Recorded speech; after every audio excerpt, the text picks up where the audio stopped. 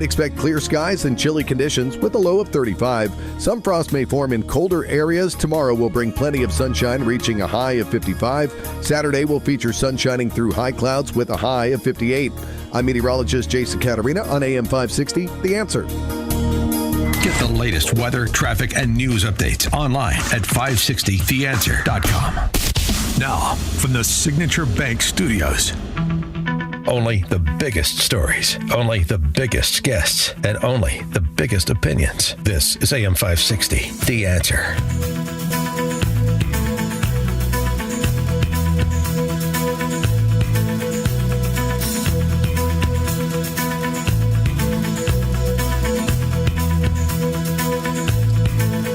Top of the morning, Dan Proft here. Just thinking about these races that are on the ballot next month. Key races, New York City. Of course, the mayor's race there. We talked about last night's debate, which was actually pretty entertaining. And I got to say, even though Mamdani is a Marxist ideologue, he's a much better debater than Andrew Cuomo. And that's one of the reasons he's languishing. Plus, he doesn't really have any record except his wild-eyed ideas and a pretty modest record as a state delegate or a city delegate. And Cuomo's record is disastrous, as both Sliwa and Mamdani exploited. But then you also have key gubernatorial races, Virginia and New Jersey. And guess who weighed in the New Jersey race? It's good to hear from Frazier. Hi, Kelsey Grammer here. I grew up in New Jersey. I love this state. When I was a boy, folks would stand up for what's right and not wait for someone else to fix our problems. This last decade or so, it seems we've lost our way. Taxes keep climbing, crime's on the rise, Trenton's filled with politicians talking big and doing nothing. It's time. It's time to lower taxes and let families breathe again. It's time to protect our girls and preserve fairness in women's sports. It's time to make New Jersey safe again and stop overdevelopment that's crowding every corner of our suburban communities. It's time to get energy rates under control.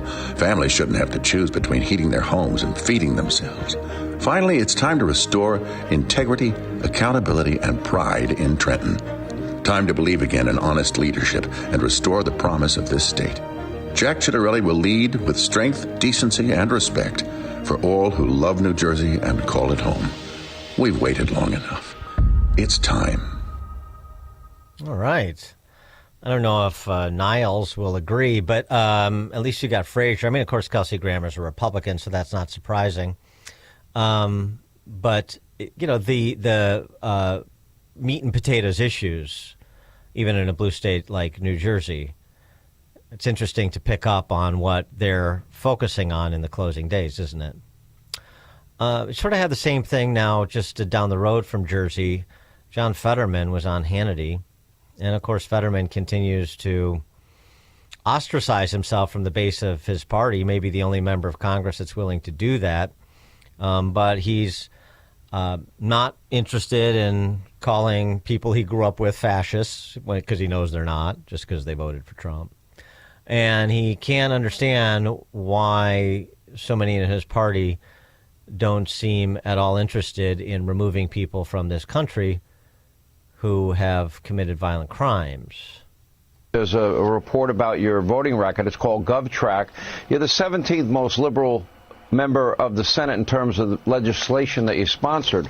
And I know you've answered the question about being a Republican many times, so I won't bother asking you. But on the issue of Democrats, because you take a few positions that don't toe the line, they're talking about when your cycle comes up, they want to primary you. What is your response to them? I really, I'm not afraid of telling the truth. As I've said, I'll be the Democrat that refuses to lie to the base and pretend that this is right. You know, I'm proud to stand with Israel. I'm proud to say that we need to secure our border. You know, I think it's entirely appropriate to bomb the Iranian nuclear facilities. And now I refuse to call my fellow citizens as they're fascists or Nazis or those things. I mean, I will agree also that we must keep our government open.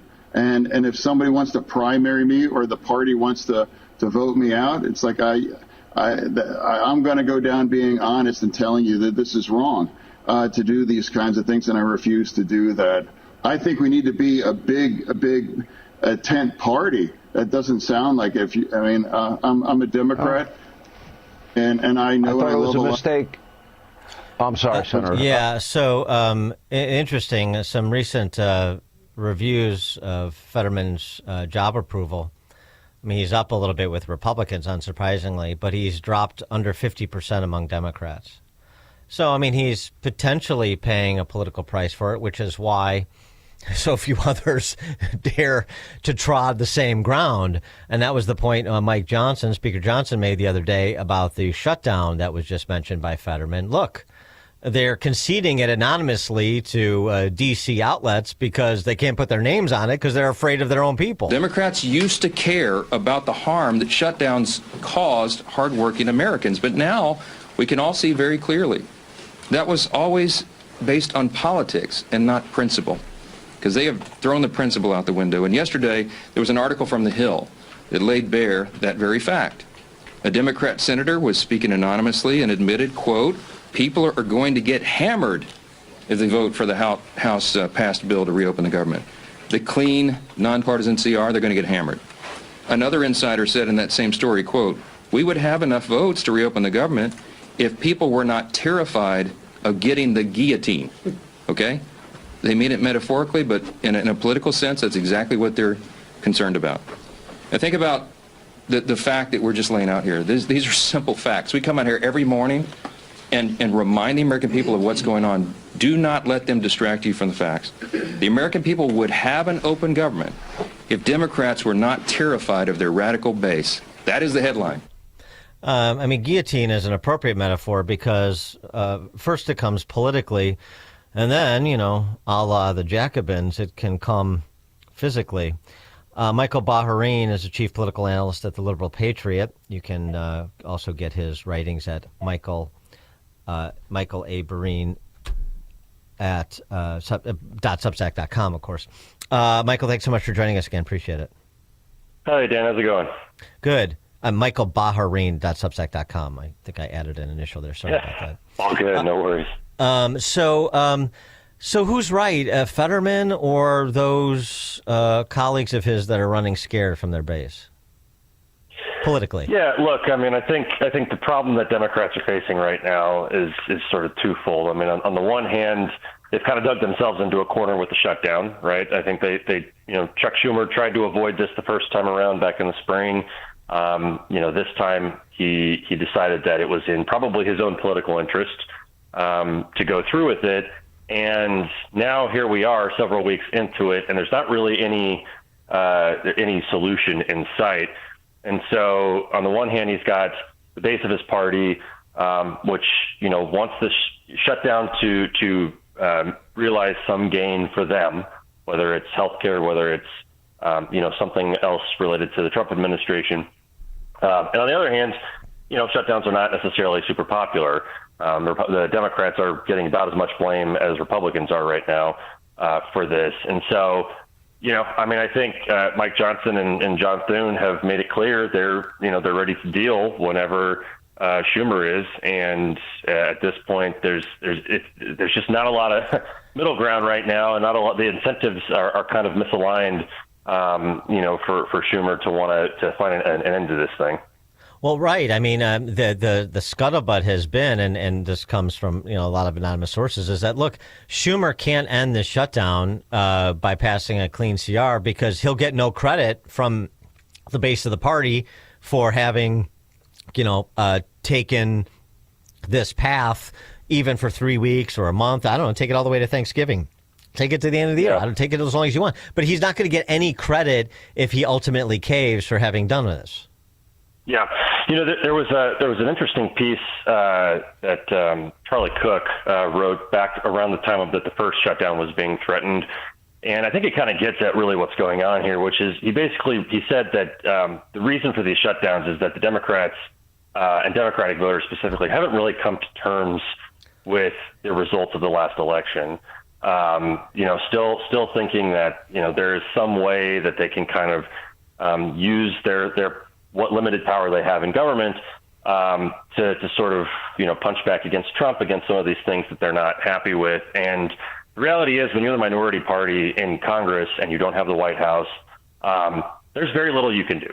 And so I think, for a lot of Democratic voters, the shutdown is purportedly about health care, but really what it's about is, I think a lot of Democrats are just frustrated that they don't have power and that there's not a lot that they can do right now to push back against things that they don't like coming out of the Trump administration. And so the shutdown is the one thing that they think they have, but in reality, there's just not a lot of evidence that they have gotten much out of this and that they're going to get much out of this at the end of the day.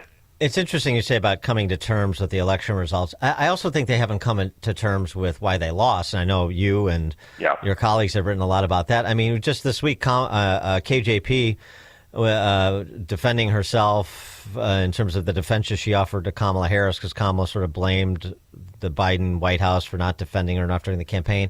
And she turns around, not only defends herself, then she says, I knew Kamala couldn't win because I know what it's like to be a black woman in America. And I knew just because she's a black woman, she couldn't win. So that's why she thinks they lost.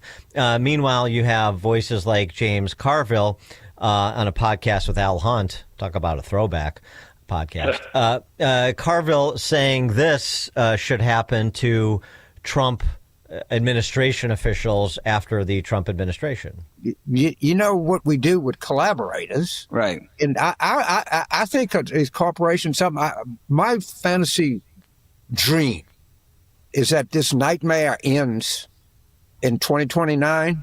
And I think we ought to have radical thing. I think they all ought to have their heads shaven. They should be put in orange pajamas, and it should be marched down Pennsylvania Avenue, and the public should be invited to spit on them.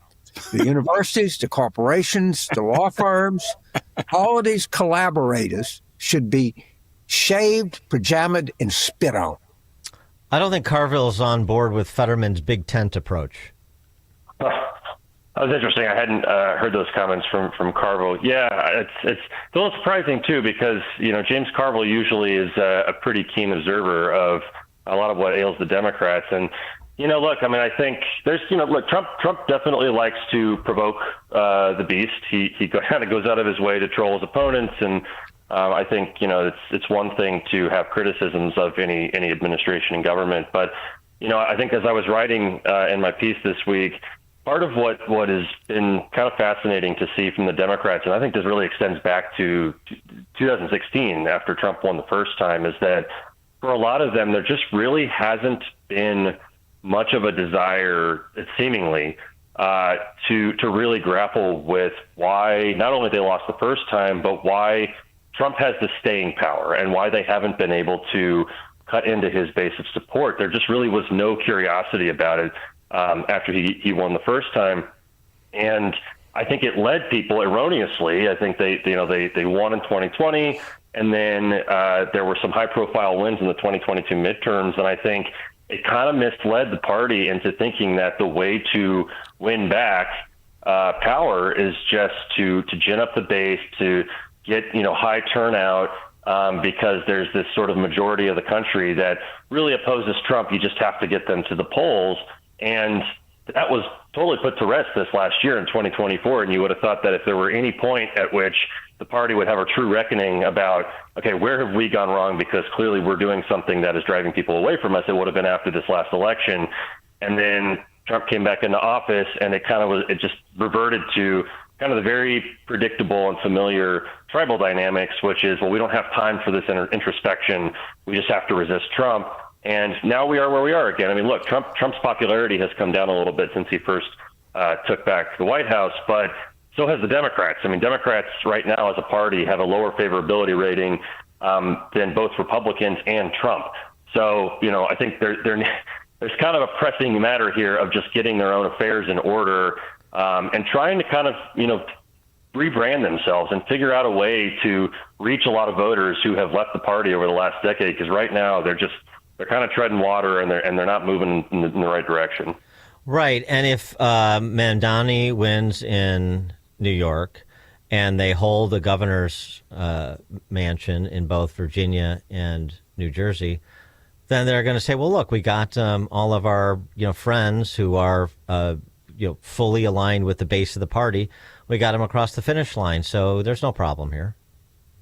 Yeah, that's something that I'm going to be keeping an eye on for sure. I mean, right now, I think both of those governors' races specifically are tightening a little bit, and especially New Jersey.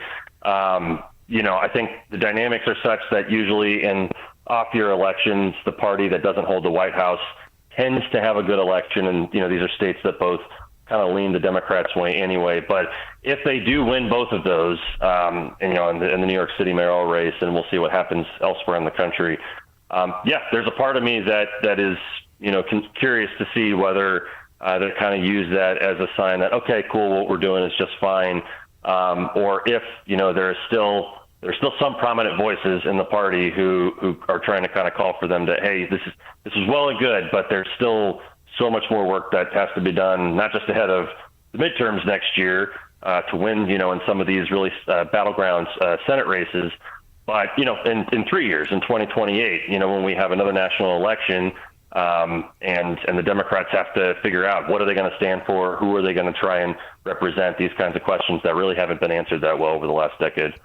And so their play is, as we've seen, like we saw last weekend, is basically just to stick with the Naziification of Trump and ICE in particular. Those are the preeminent boogeymen, and whip people into a frenzy to whip them out to the polls and just take a base plus strategy as your electoral strategy, right?